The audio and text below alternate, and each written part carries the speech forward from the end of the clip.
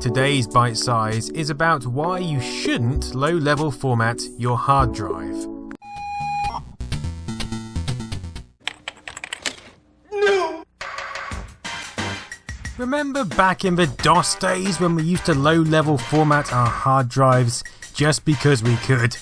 Oh, the fun we had. We're introducing something new. It's essential for all, the many and the few. Except we weren't really low-level formatting anything, because low-level formatting your hard drive will render it useless. Let me explain.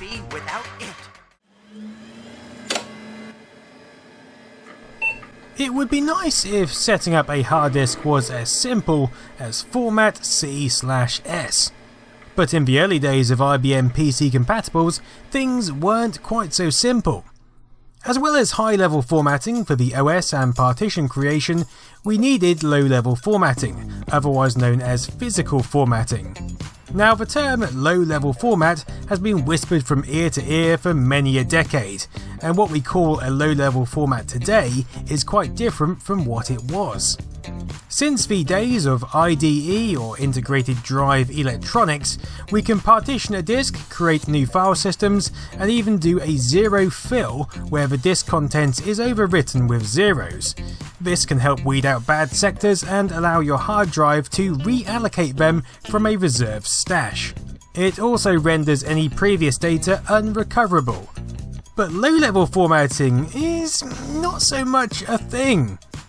Indeed, the full format we ask DOS or Windows to perform simply writes the file structure to disk, for example the file allocation table, and checks the drive for bad sectors, although since Windows Vista this will also zero fill the disk.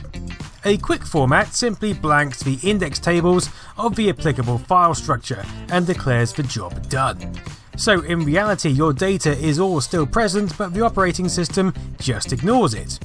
But wind the clock back to the IBM XT systems and we encounter a different ballgame. When first manufactured, a drive only has cylinders and often tracks, no sectors.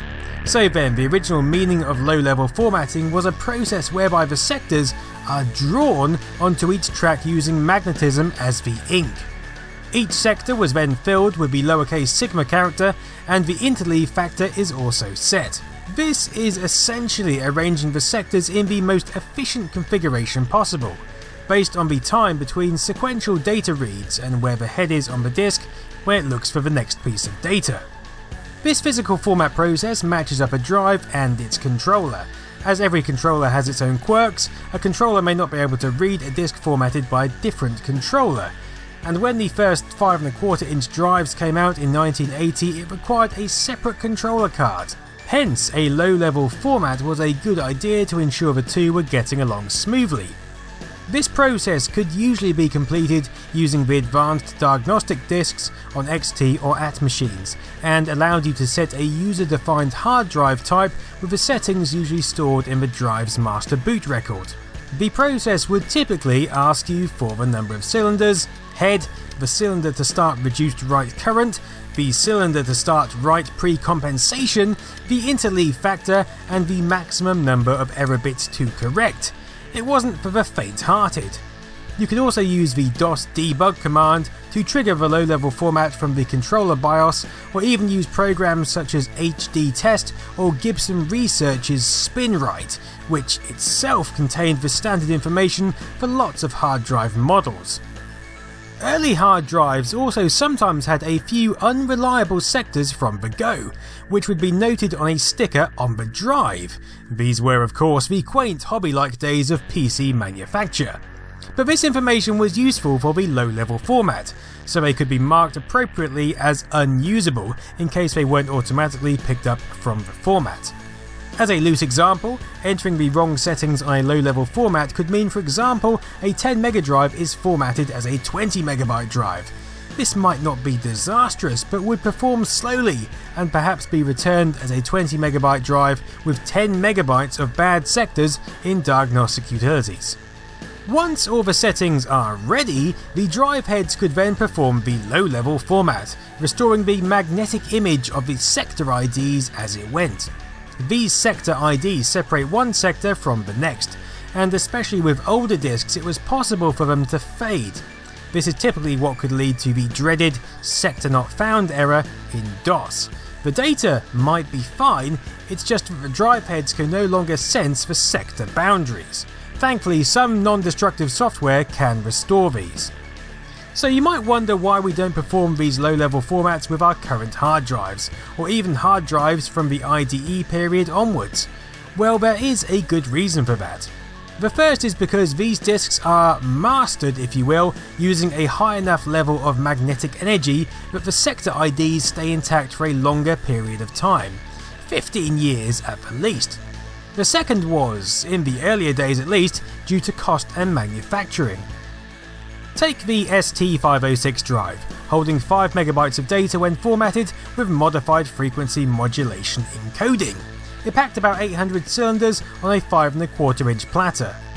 Fast forward 10 years and we have 3.5 inch IDE drives packing 3600 cylinders, but with advancement comes cost. The ST506 drive head had to be precise enough to low-level format the drive accurately and precisely, placing sector IDs exactly. However, it was possible to build a cheaper mechanism that can simply follow sector IDs without having to place them, and this is essentially how these new fangled drives were built.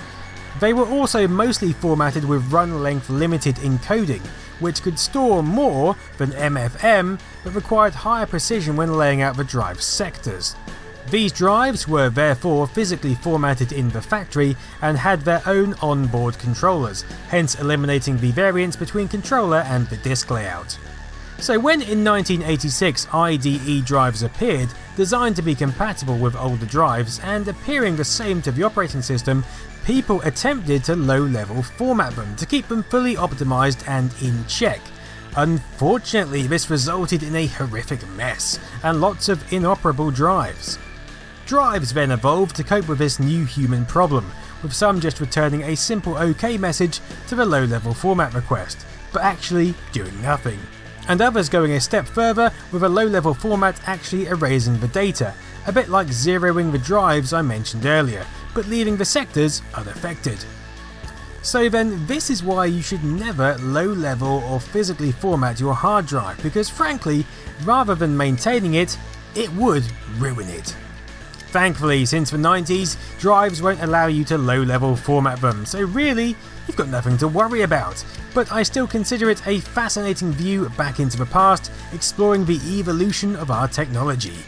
If you're not interested in that, then I guess, well done for watching the video anyway. Go and make yourself a cup of tea.